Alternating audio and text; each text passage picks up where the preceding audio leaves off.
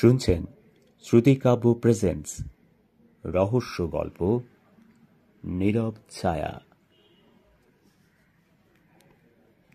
রাহুল হিমালয়ের এক প্রত্যন্ত শহর থেকে এসেছে। ছোট শহরগুলোতে রহস্যের টান সবচেয়ে বেশি, আর তার মধ্যে রহস্যের প্রতি এক ধরনের আকর্ষণ ছিল। ছোটবেলায় সে হালকা রহস্যপ্রিয় ছিল, তবে বড় হতে হতে সে এই ধরনের ঘটনার প্রতি আরও আগ্রহী হয়ে ওঠে। তবে সে কখনো ভাবেনি যে একদিন সে এমন এক জায়গায় পৌঁছাবে যেখানে রহস্য তার জীবনকে এভাবে পাল্টে দেবে। আজ সে যে বাড়িটির সামনে দাঁড়িয়ে, সেটি শহরের শেষ প্রান্তে ছিল। দূর থেকে দেখলে মনে হতো যেন কোনো এক প্রাচীন সময়ের স্মৃতি, যেখানে মানুষ আর বসবাস করত না। এই বাড়ি সম্পর্কে শহরে নানা গল্প প্রচলিত ছিল। কেউ বলে এটি অভিশপ্ত, কেউ বলে এখানে এক অন্ধকার শক্তির বাস। কিন্তু রাহুলের জন্য এটা ছিল একটি সুযোগ, অজানা রহস্যের সন্ধানে। বাড়িটির কাঠামো ছিল ভেঙে পড়া, বহু বছর ধরে অবহেলিত। ধুলো, ময়লা, ছাই এবং তেমনি আরও অনেক সন্ত্রাসের উপাদান। এক অদ্ভুত শীতল বাতাস তার মুখে আছড়ে পড়ল। তবে রাহুল এগিয়ে চলল। তিনি জানতেন এই বাড়ি তাকে কিছু দেখাতে পারে, তা হবে তার জীবন পরিবর্তনকারী। তিনি বাড়ির দরজার দিকে এগিয়ে গেলেন, যা অদ্ভুতভাবে খোলা ছিল। রাহুলের পা ছমছম করে উঠছিল। তবে সে থামল না। তার হাতের ব্যাগ শক্ত করে ধরল। গায়ের শার্টের হাতা এক পিঠে মুঠো করে ভেতরে প্রবেশ করল।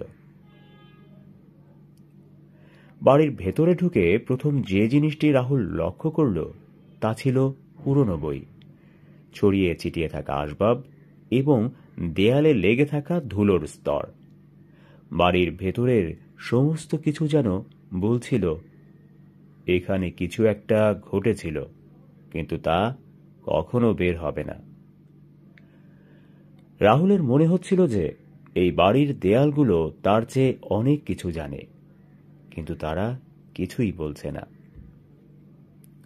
সে বাড়ির মধ্যে আরো ভেতরে ঢুকল। কোথাও কোনো শব্দ শোনা যাচ্ছিল না, স্রেফ নিস্তব্ধতা। তবে মাঝে মাঝে একটি খুব কম আওয়াজ খুব ধীরে বাতাসের সঙ্গে ভেসে আসছিল। রাহুল লক্ষ্য করল এমন কোনো কক্ষ নেই যেখানে আলো পৌঁছাতে পারছে না। বাড়ির মধ্যে অন্ধকারে আচ্ছন্ন হয়ে পড়েছিল, আর রাহুল বুঝতে পারল যে কিছু একটা লুকানো আছে। সে একসময় একটা ছোট কক্ষে প্রবেশ করল, যেখানে এক ভাঙা পুরনো আয়না ছিল।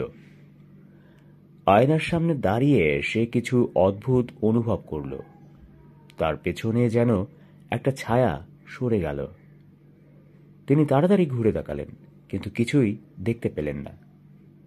তখন তার মনের মধ্যে একটা প্রশ্ন উকি দিল, এখানে কিছু একটি ঘটে? সে আরো গভীরে প্রবেশ করার সময় তার চোখ পড়ল একটি পুরনো ডায়েরিতে। ডায়েরিটি সযত্নে রাখা ছিল, যেন কেউ জানতো যে একদিন কেউ এটা খুঁজতে আসবে। ডায়েরি খুলে রাহুল দেখতে পেল সেখানে একটি খণ্ডিত অসম্পূর্ণ গল্প লেখা ছিল।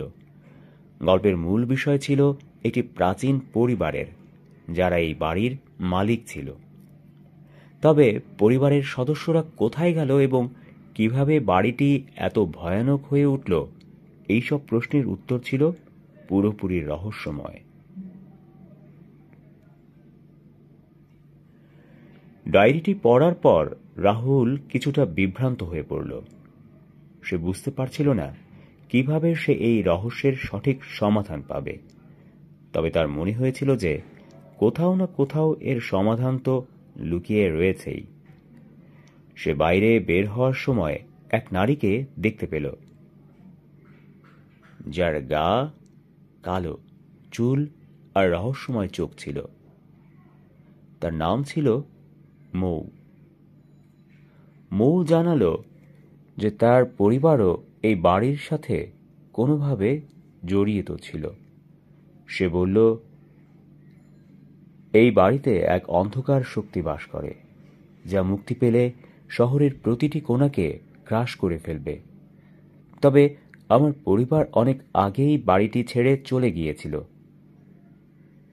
তবে এখনো কিছু না কিছু রয়েছে, যা আমি জানি। রাহুল যদিও মৌ সম্পর্কে কিছুটা সন্দেহে ছিল, তবে মৌকে না জানিয়ে কিছু করা তার পক্ষে সম্ভব হচ্ছিল না। মৌ তাকে জানালো যে সেই শক্তি যে অভিশপ্ত ছিল তা এমন কিছু ঘটনার মাধ্যমে মুক্তি পেয়েছিল যা কেউ জানত না।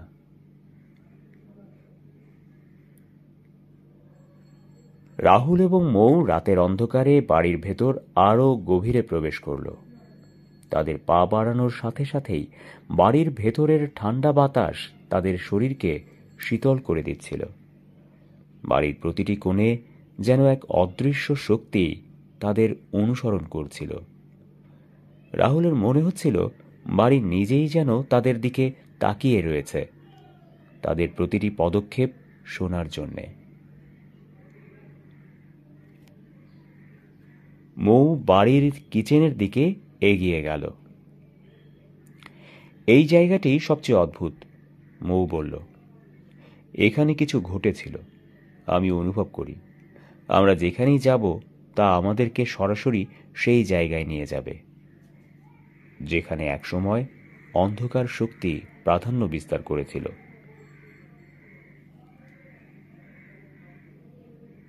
রাহুল তার দিকে তাকালো সন্দেহজনকভাবে। তুমি কি বলছো মৌ? তুমি কি জানো এখানে কি ঘটেছিল? মৌ গভীর নিঃশ্বাস নিয়ে বলল, আমার পরিবারের কাছে শোনা গেছে যে একসময় এই বাড়িতে একটি প্রাচীন মন্দির ছিল। সেখানে এক অভিশপ্ত জাদু ছিল, যা ভেঙে ফেলার জন্য ওই শক্তি মুক্তি পায়। একসময় এই বাড়ির বাসিন্দারা সে জাদু পূর্ণ করেছিল, কিন্তু সে জাদুর এক অজানা পক্ষ তাদের বাঁচিয়ে রেখেছিল। যতদিন পর্যন্ত না এটা মুক্তি পায়, ততদিন এই বাড়ি শান্তি পাবে না। রাহুল মৌয়ের কথাগুলো মনোযোগ দিয়ে শোনার পর কিছুটা হতবুদ্ধি হয়ে গেল। এতদিন পর্যন্ত সে যে গাঁথনি কল্পনা করেছিল তার চেয়ে অনেক বেশি ভয়ঙ্কর কিছু সামনে আসছে। তবে সে জানত যে তাদের এই রহস্যে ঘেরা পৃথিবীকে আবিষ্কার করতে হলে তাকে ভয়কে পরাস্ত করতে হবে। বাড়ির পুরনো কক্ষে সে ফিরল। রাহুল এবং মৌ একটি অদ্ভুত ছবির দিকে তাকালো। ছবিটি ছিল বিশাল, 3টি ব্যক্তির ছবি। তাদের চোখ সোজা ছবির দিকে তাকিয়ে, একটুও মুচকানো ছিল না। মৌ বলল, এদের মধ্যে একজন খুব গুরুত্বপূর্ণ ব্যক্তি ছিল, যার অস্তিত্বকে আমরা ভুলে গিয়েছিলাম। সে সেই ব্যক্তি যার কারণে এই শক্তি মুক্তি পায়। রাহুল ছবির দিকে তাকিয়ে তার চোখে সন্দেহ ও বিভ্রান্তি দেখতে পেল। ছবির মাঝখানে দাঁড়িয়ে থাকা ব্যক্তির চোখগুলো যেন জীবন্ত ছিল। এটা কি ধরনের ছবি? রাহুল অবাক হয়ে প্রশ্ন করল। মৌ ধীরে ধীরে বলল, এটা অপ্রকাশিত। ছবির সেই ব্যক্তির নাম ছিল শঙ্কর দে। সে বাড়ির অন্যতম পুরনো সদস্য ছিল, কিন্তু একদিন তিনি অদৃশ্য হয়ে যান। তবে তার পরবর্তী প্রজন্মের কাছে কিছু অসাধারণ গল্প শোনা গিয়েছে। তবে তার শেষ সময়টা ছিল অত্যন্ত রহস্যময়। রাহুল এবং মৌ রাতের গভীর অন্ধকারে বাড়ির ভিতরে তাদের অনুসন্ধান চালিয়ে গেল। তারা নানা জায়গা ঘুরে ঘুরে দেখল, তবে কোথাও কিছুই ছিল না যা তাদের সাহায্য করতে পারত। বাড়ির মধ্যে কোথাও কোনো বিশেষ শক্তির অনুভূতি ছিল, যা কিছুটা ভয়ঙ্কর, কিন্তু তারা তার সঙ্গে যুদ্ধ করতে প্রস্তুত ছিল। হঠাৎ মৌ একটা দরজা খুঁজে পেল, যেটি আগে কেউ দেখেনি। দরজার উপরে পুরনো একটি তন্তুবদ্ধ সিল ছিল, যেন এটি বহু বছর ধরে খোলা হয়নি। মৌ চমকে উঠল। এটা কোথায় নিয়ে যাবে রাহুল? সে প্রশ্ন করল। রাহুল দরজার দিকে এগিয়ে গেল এবং মৃদু চাপ দিয়ে সিলটি খুলে ফেলল। দরজা খুলে যাওয়া মাত্র এক ভুতুড়ে ঠান্ডা হাওয়া বেরিয়ে এলো। মনে হচ্ছিল যেন কিছু একটা তাদের দিকে এগিয়ে আসছে। তারা ভেতরে প্রবেশ করল এবং সেখানে একটা গোপন কক্ষ খুঁজে পেল। কক্ষটি ভীষণভাবে অন্ধকার, কিন্তু সেখান থেকে সুরক্ষিত একটি পুরনো চিত্রকর্ম বেরিয়ে আসছিল। চিত্রটি ছিল এক ব্যক্তির। তার হাত এক অলৌকিক বস্তু ধারণ করছিল, আর সেই বস্তু ছিল। তাই মৌ বলল, এটাই সেই শক্তি যা মুক্তি পেয়েছিল। রাহুল অবাক হয়ে বলল, তাহলে এই শক্তি কি আমাদের মেরে ফেলতে চাইছে? মৌ শান্তভাবে উত্তর দিল, এটা এক অতি প্রাকৃত শক্তি, যা একদিন এই বাড়ির মালিকদের শাসন করেছিল, কিন্তু এখন তার মুক্তি শৃঙ্খলিত, আর তাকে আবার বন্দী করতে গেলে আমাদের আরও অনেক কিছু শিখতে হবে। রাহুল এবং মৌ তাদের অনুসন্ধান চালিয়ে যাওয়ার সিদ্ধান্ত নিল। তারা কিছু গোপন পুরনো নথি খুঁজে পেল। সেখানে শঙ্করদের উল্লেখ ছিল। শঙ্করদে একসময় এই বাড়ির প্রথম পুরোহিত ছিলেন এবং সেই অন্ধকার শক্তির একসময় বাহক ছিলেন। তার মৃত্যুর পর ওই শক্তি পূর্ণ স্বাধীনতা লাভ করে, কিন্তু তা পুরো শহরকে গ্রাস করতে পারে এমন শক্তি ছিল। এটা শঙ্করদের কৃতকর্মের ফল, যে কিছু অদৃশ্য শক্তির সঙ্গী হয়ে এই সমস্ত মুক্তি পায়। কিন্তু এখন রাহুল এবং মৌ তাদের অতীতের গোপন রহস্য জানতে পারছিল, যা তাদের সামনে আসল পরীক্ষা এনে দেবে। তাদের জন্য এটা ছিল এক গুরুত্বপূর্ণ মুহূর্ত। এখন তারা কি করবে? চুপ থাকলে কি সত্যিই তাদেরকে অন্ধকারের শিকার হতে হবে?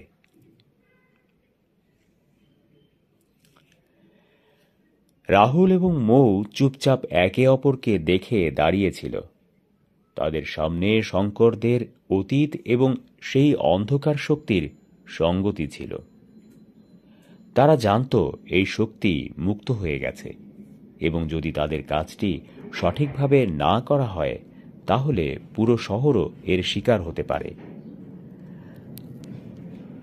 আমাদের আর দেরি করা উচিত নয়, রাহুল বলল। যদি এই শক্তি মুক্ত হয়, আমাদের বুঝতে হবে এটা কিভাবে বন্ধ করা যাবে। মৌ গভীর শ্বাস নিয়ে বলল, আমি জানি কোথায় আমরা আরও কিছু তথ্য খুঁজে পেতে পারি, তবে আমি জানি না আমাদের এগিয়ে যেতে হবে কিনা। রাহুল তার চোখে এক দৃঢ়তা নিয়ে মৌয়ের দিকে তাকালো। আমাদের একসাথে এগিয়ে যেতে হবে। আমাদের এই রহস্যকে শেষ করতে হবে। তারা আবার সেই পুরনো কক্ষে ফিরে গেল। এবার তারা এক অদ্ভুত সংকেত দেখতে পেল। কক্ষের মেঝেতে একটা পাথরের টুকরা ছিল, যা আগে তারা লক্ষ্য করেনি। রাহুল পাথরটি সরিয়ে ফেলতেই নিচে এক সুপ্ত কক্ষের দরজা উন্মুক্ত হল। সেটা ছিল এক প্রাচীন টাওয়ারের নিচে লুকানো, যেখানে শঙ্করদের সমস্ত ইতিহাস ছিল।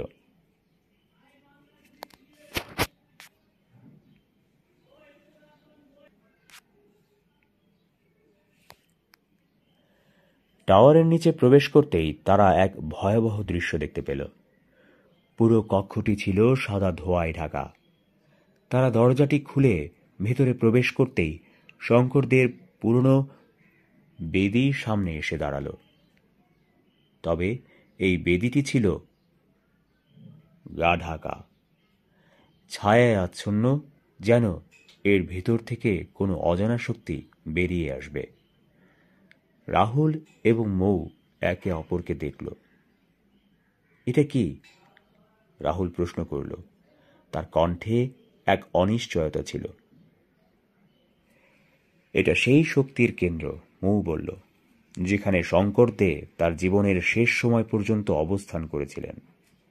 তার মৃত্যুর পর এই শক্তি এখানে আটকে ছিল। কিন্তু তার মৃত্যু কি সত্যিই ঘটেছিল, নাকি তাকে চিরকাল বন্দী করার জন্য কিছু করা হয়েছিল? তাদের সামনে এক ভিলেনের মতো আক্রোশিত ছায়া আসতে শুরু করল। মনে হচ্ছিল কোনো এক অশুভ শক্তি তাদের দিকে এগিয়ে আসছে।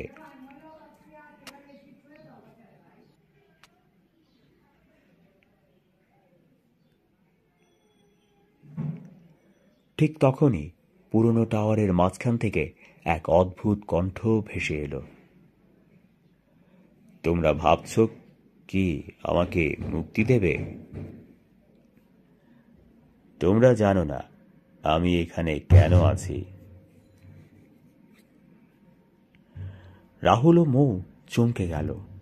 এই কণ্ঠ শঙ্করদের নয়, বরং সেই শক্তির, যা বহু বছর আগে মুক্তি পেতে চেয়েছিল। এক ভয়ানক শক্তি যা মানব জাতির জন্য এক অভিশাপ হয়ে উঠতে পারে। এটা কি হতে চলেছে? রাহুল সজাগ হয়ে প্রশ্ন করল। তখন মৌ অন্ধকারে একটি টুকরো রৌদ্রোজ্জ্বল চিহ্ন দেখতে পেল।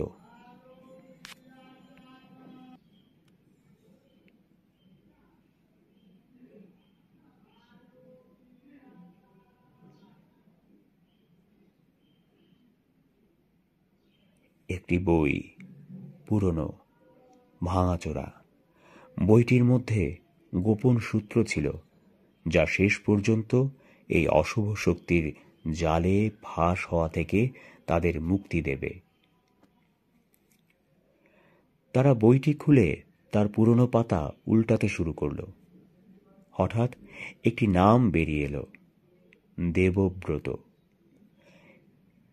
একটি অতি প্রাকৃত নাম, যে নাম এই শক্তির মূল বাহক ছিল।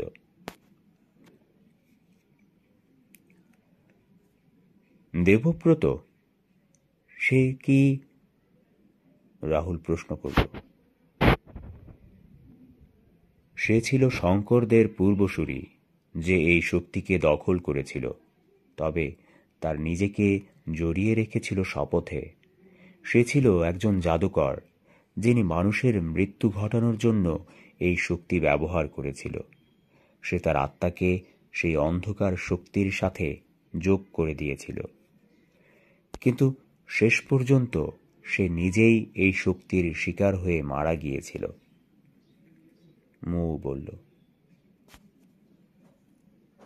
তাহলে শঙ্করদে ও দেবব্রতের মধ্যে কি সম্পর্ক ছিল? রাহুল পুনরায় প্রশ্ন করল। মৌ একটু থেমে বলল, শঙ্করদে সেই শক্তি বন্দী করার চেষ্টা করেছিল, কিন্তু দেবব্রত এর মধ্যে এক পাপে পড়ে গিয়েছিল। দেবব্রত তার সমস্ত শক্তি দিয়ে এই জায়গাকে শঙ্কর দেকে বন্দী করার জন্য ব্যবহার করেছিল, কিন্তু শেষ পর্যন্ত সে নিজেই আছড়ে পড়েছিল এই শক্তির মূলে। রাহুল এবার একটি বড় সিদ্ধান্তে পৌঁছাল। আমরা যদি এই শক্তি চিরতরে বন্ধ করতে চাই, তাহলে আমাদের দেবব্রত ও শঙ্করদেব ইতিহাস বুঝতে হবে। তারা যা কিছু শিখেছিল তার সঠিক ব্যাখ্যা আমাদের থাকতে হবে। তাদের সামনে এক গা ঢাকা ছায়া ভেসে উঠল। ছায়াটি ধীরে ধীরে সরে গিয়ে একটি আকাশী আলোতে পরিণত হল, এবং তাদের সামনে উপস্থিত হল এক অদ্ভুত কক্ষের মধ্যে সেই শক্তির সমাপ্তির চিহ্ন।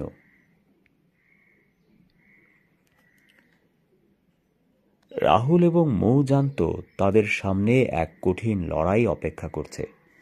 দেবব্রতের ও শঙ্করদের গল্পে যা কিছু লুকানো ছিল তার সন্ধান পেতে তাদের এই অন্ধকার যাত্রা শেষ করতে হবে। একদিকে যেখানে তারা এই শক্তিকে বন্ধ করতে চাইছে, অন্যদিকে সেই শক্তি তাদের চোখে চোখ রেখে তাদের অবশেষের দিকে এগিয়ে আসছে। এটা ছিল এক শেষ যাত্রা। রহস্য এখন তাদের সামনে, আর সেই রহস্য জানলে তারা হয়তো চিরকাল সেই দুঃস্বপ্নের অংশ হয়ে যাবে। তবে ইতিহাস কি সত্যিই তাদের দিকে ফিরে তাকাবে? রাহুল এবং মৌ একটি গভীর শ্বাস নিল। তাদের সামনে যে অন্ধকার শক্তি ছিল তা এখন আরো বেশি স্পষ্ট হয়ে উঠেছিল। তারা জানত এই শক্তি প্রতিটি মুহূর্তে তাদের দিকে এগিয়ে আসছে, এবং তাদের বেঁচে থাকার জন্য তাদের এই শক্তিকে সম্পূর্ণভাবে নিয়ন্ত্রণ করতে হবে। আমরা যদি এই শক্তি বন্ধ করতে চাই, তাহলে প্রথমে আমাদের শঙ্করদে এবং দেবব্রতকে একত্রে দেখতে হবে, রাহুল বলল। তাদের ইতিহাস এবং রহস্য বুঝে আমাদের তাদের সৃষ্টি করা এই শক্তি চিরতরে দমন করতে হবে। মৌ সম্মত হল। ঠিক রাহুল, তবে আমাদের মাথায় রাখতে হবে শক্তিটি আমাদের দিকেই এগিয়ে আসছে। যত সময় গড়াবে তত বেশি শক্তিশালী হবে। তারা টাওয়ারের অন্ধকার কক্ষে ফিরে গেল, যেখানে সেই পুরনো বইটি খোলা ছিল। বইটি তাদের হাতে এসে পৌঁছানোর পর তারা এক পৃষ্ঠা উল্টিয়ে পড়তে শুরু করল।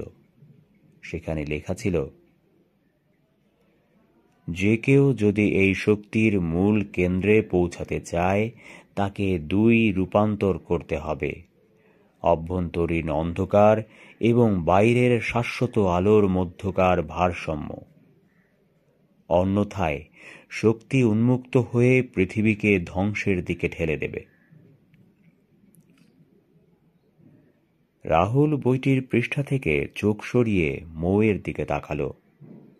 তাহলে আমাদেরকে এক অন্ধকার যাত্রায় পা রাখতে হবে, যেখানে আমাদের নিজেদের অন্ধকার দিকের সাথে মোকাবেলা করতে হবে। মৌ মাথা নেড়ে বলল, হ্যাঁ, কিন্তু এর মানে হলো যে আমাদের নিজেদের মধ্যে যে ভয় রয়েছে তা কাটিয়ে উঠতে হবে, কারণ শক্তি শুধুমাত্র বাহ্যিক নয়, এটি আমাদের মধ্যে থেকেও উঠে আসতে পারে।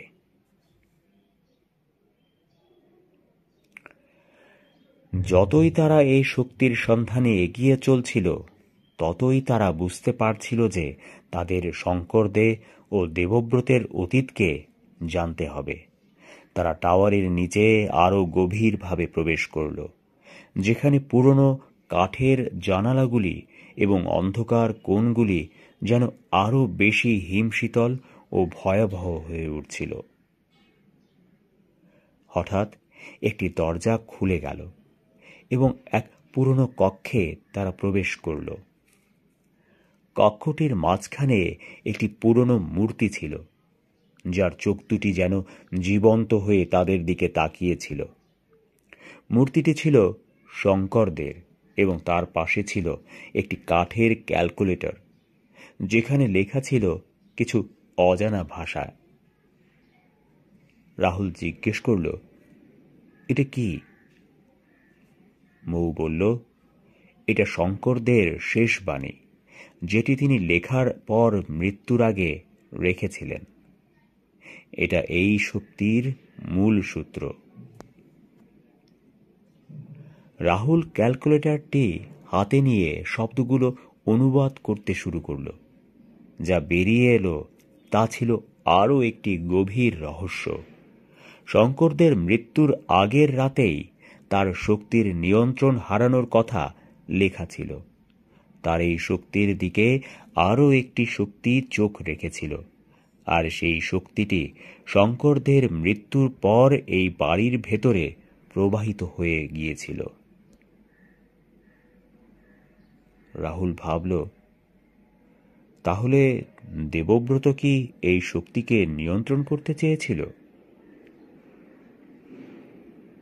হ্যাঁ, দেবব্রত এই শক্তিকে নিজের উদ্দেশ্যে ব্যবহার করার চেষ্টা করেছিল, কিন্তু তার তন্ত্রের প্রতি নিষ্ঠার অভাবে সে নিজেই এই শক্তির শিকারে পরিণত হয়। আর এখন এই শক্তি মুক্তির পথে।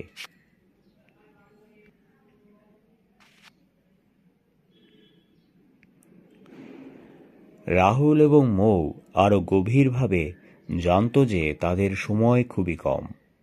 দেবব্রত এবং শঙ্করদের ইতিহাস জানার পর তারা বুঝতে পেরেছিল যে এই শক্তিকে আটকাতে হলে তাদের সঠিক সময়ে সঠিক পদক্ষেপ নিতে হবে। তাদের সামনে আরেকটি চ্যালেঞ্জ ছিল, একটি অদ্ভুত শক্তির দরজা, যা খোলার পর এক ভয়ঙ্কর রূপান্তর ঘটবে। যতই তারা দরজাটি খুলতে যায়, ততই এক বিশাল গা ঢাকা ছায়া বেরিয়ে আসে এবং তাদের চারপাশকে আচ্ছন্ন করে ফেলে। রাহুল আর মৌ একে অপরকে চুপচাপ দেখে, কিন্তু তারা জানত একমাত্র তাদের ইচ্ছা শক্তি আর সাহসী এই অন্ধকার শক্তিকে রুখে দাঁড়াতে সক্ষম। হঠাৎ মৌ মনে পড়ে যায় শঙ্করদের শেষ বাণী। শক্তি তখনই মুক্তি পায় যখন অতীতের পাপের উপর প্রতিষ্ঠিত হয়, কিন্তু যারা ইতিহাসকে ভুলে যায় তাদের জন্য মৃত্যু অনিবার্য। সেই মৃত্যুর আগেই পাপীকে ক্ষমা করে দাও। আমরা যদি শেষ পর্যন্ত এই শক্তিকে পরাস্ত করতে চাই, তাহলে আমাদের অতীতের পাপের সাথে সম্পর্কিত ঘটনার মুখোমুখি হতে হবে, মৌ বলল। যেখানে শঙ্করদের আত্মা মুক্তি পাবে এবং আমরা এই শক্তির নিয়ন্ত্রণ পেতে পারব। তাহলে আমরা এখন কি করতে যাচ্ছি? রাহুল প্রশ্ন করল। আমরা এই অন্ধকারের শক্তির মূল উৎসে পৌঁছতে হবে এবং এর জন্য আমাদের নিজেদের ভয়কে জয় করতে হবে, মৌ বলল। তারা একসাথে এগিয়ে চলল চূড়ান্ত যাত্রায়, যেখানে অন্ধকার এবং আলোর মধ্যে বিভক্তি ছিল। তাদের সামনে এক শেষ পরীক্ষার দরজা উপস্থিত ছিল, যেখানে তারা হয় মুক্তি পাবে, নয়তো চিরকাল অন্ধকারে হারিয়ে যাবে।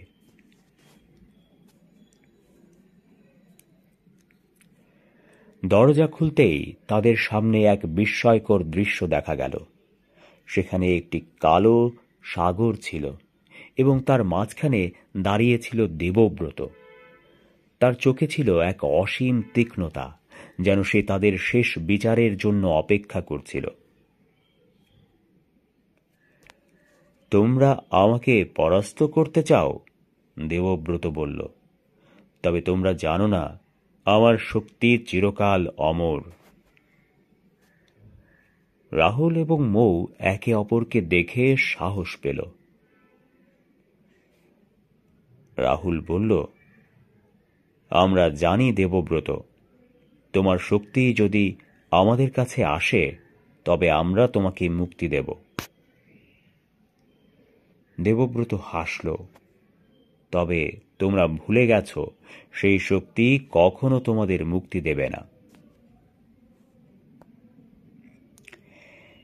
এটা ছিল শেষ যুদ্ধ, যেখানে সাহস ভয়ের মধ্যে বিভক্তি ছিল। তাদের সামনে ছিল অন্ধকার এবং আলো, এবং একমাত্র তাদের ইচ্ছা শক্তি তাদের জয় করে তোলার দুঃসাহস।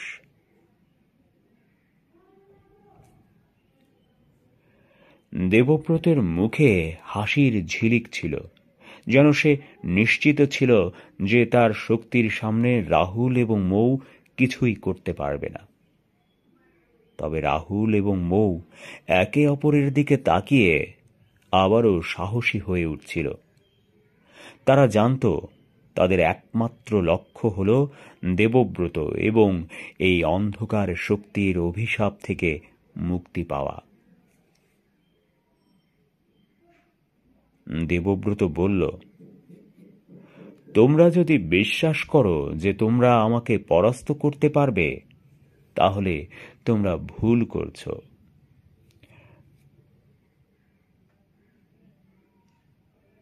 দেবব্রতর কণ্ঠে এক ভয়ঙ্কর গম্ভীরতা। তোমরা ভুলে গেছ এই শক্তি আমার সাথে চিরকাল থাকবে। আমি যা চেয়েছি তা আমি পেয়ে গিয়েছি। তুমি এবং মৌ এই শক্তি বুঝে উঠতে পারবে না।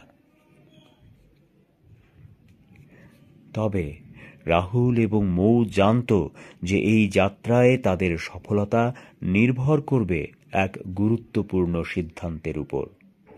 নিজেদের ভয়কে জয় করা এবং অতীতের অন্ধকার শক্তিকে মুক্তি না দিয়ে তার নিয়ন্ত্রণ অধিকার করা। মৌ রাহুলের পাশে দাঁড়িয়ে বলল, এটা আমাদের যুদ্ধ রাহুল, আমাদের শক্তি একত্রিত করতে হবে। আমরা যে ইতিহাস ও শক্তির অনুসন্ধান করেছি তা এখন আমাদের কাজে আসবে। রাহুল মাথা নাড়ল।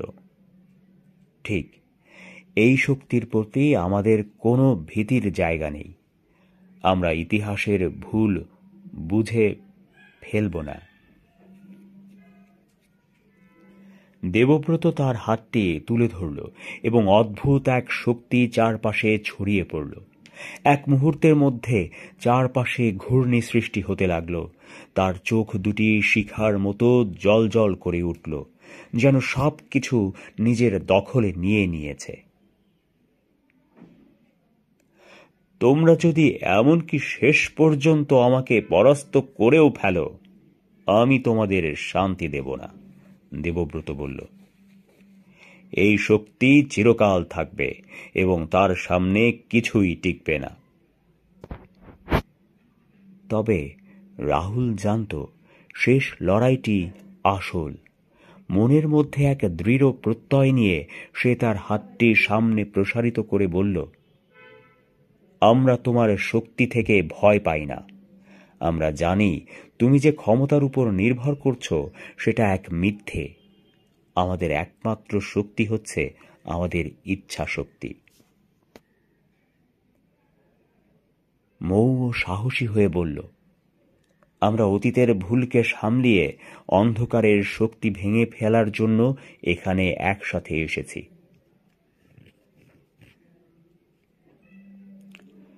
দেবব্রত মুচকি হাসল। তবে তোমরা জানো কি, তোমাদের শক্তি নিজেদের মাঝে নেই। তোমরা যদি অতীতের অন্ধকারের সঙ্গে লড়তে যাও, তোমরা চিরকাল হারাবে। তবে কথার সঙ্গেই অন্ধকার শক্তি আরো দ্রুত গতিতে তাদের দিকে এগিয়ে আসতে শুরু করল। চারপাশের বাতাস ভারী হয়ে উঠল, আর পৃথিবী যেন কেঁপে উঠছিল। এই পরিস্থিতি থেকে মুক্তি পেতে রাহুল এবং মৌয়ের একমাত্র পথ ছিল তাদের সবচেয়ে গভীর ভয়ের মুখোমুখি হয়ে সেই শক্তির মোকাবেলা করা।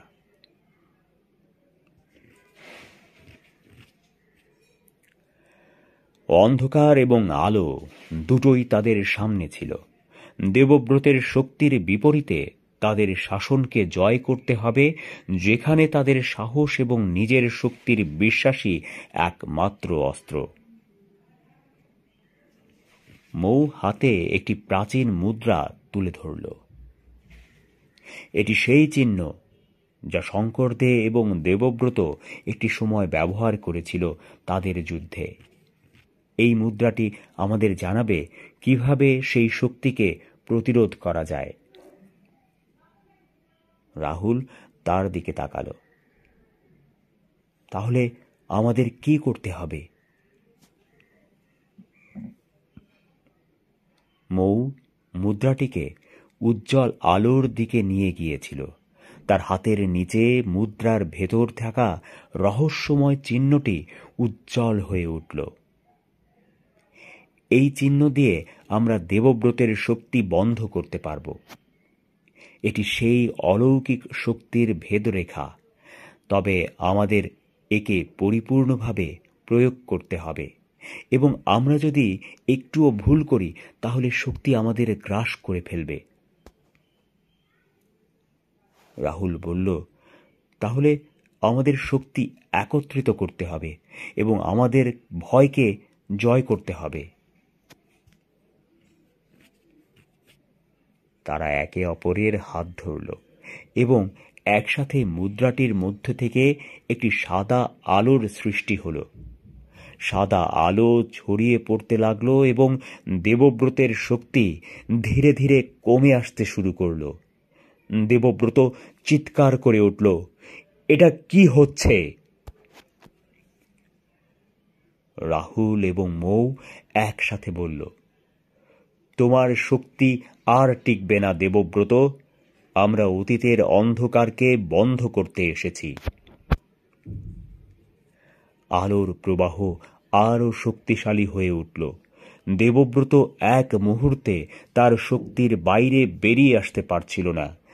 না, তুমি কি জানো এই শক্তি মুক্তি পাবে, আমি তোমাদের শাস্তি দেব। কিন্তু তাদের দৃঢ় মনোভাব, তাদের সাহস এবং অতীতের সাথে তাদের লড়াইয়ের চেতনা ছিল শক্তিশালী। একসাথে তাদের অন্তরের বিশ্বাসের জন্য দেবব্রতের শক্তি শেষ হয়ে গেল, আর তার শক্তি ধীরে ধীরে একেবারে মুছে যেতে শুরু করল।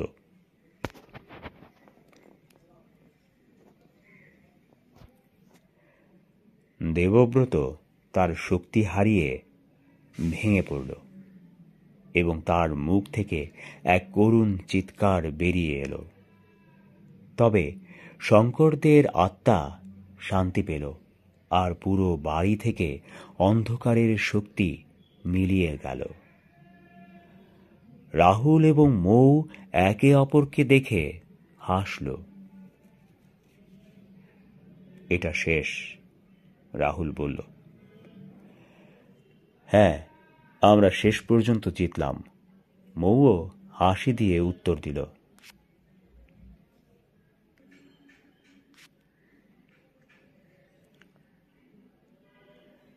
অন্ধকার শক্তি অবশেষে চিরতরে হারিয়ে গেল। বাড়ি যা এতদিন ধরে অভিশপ্ত ছিল তা এখন শান্ত হয়ে গেল। আর রাহুল এবং মৌ জানত তাদের এই যাত্রা কেবল শুরু হয়নি, এটা ছিল একটি নতুন দিনের সূচনা। এবং অতীতের অন্ধকার শক্তি যা তাদের দিকে এক ভয়ঙ্কর উপায়ে ফিরে এসেছিল তা আজ ইতিহাস হয়ে গেল। তারা শেষ পর্যন্ত সেই শক্তি জয় করতে সক্ষম হয়েছিল যা পৃথিবীকে অন্ধকার থেকে মুক্ত করেছিল।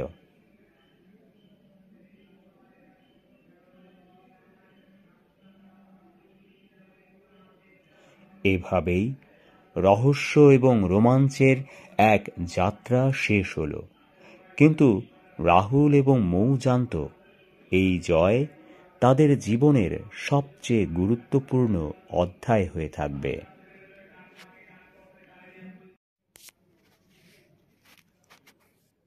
শুনছেন শ্রুতি।